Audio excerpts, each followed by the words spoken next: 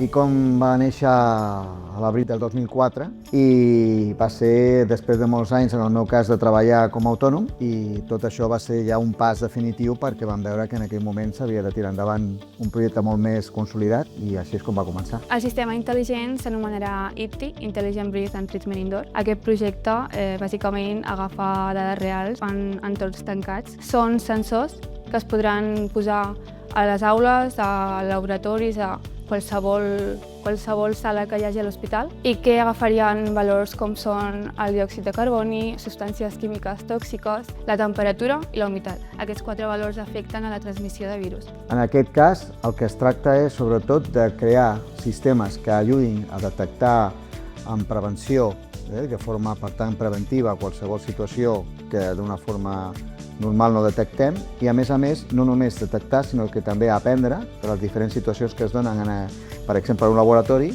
i que tot això generi una sèrie de preavisos i comportaments que orientin a que, a més, no arribi a passar mai. Pot tenir un impacte molt fort de cara a evitar tot el que funcionava manualment, afegir coses que encara no havien, com hem fet en aquest cas l'app aquesta, que ja podria fer anàlisis i informes només en un clic, per exemple. Aquest tipus de projectes saps com comencen, però no saps com acaben. Llavors és obvi que una vegada que aquest projecte arranqui d'una forma definitiva, ja més enllà del que són els prototips que actualment ja tenim i els dispositius que ja tenim, doncs clar, això entenem que és un projecte que pot sobrepassar, evidentment, Catalunya, Espanya i, òbviament, fora d'Espanya.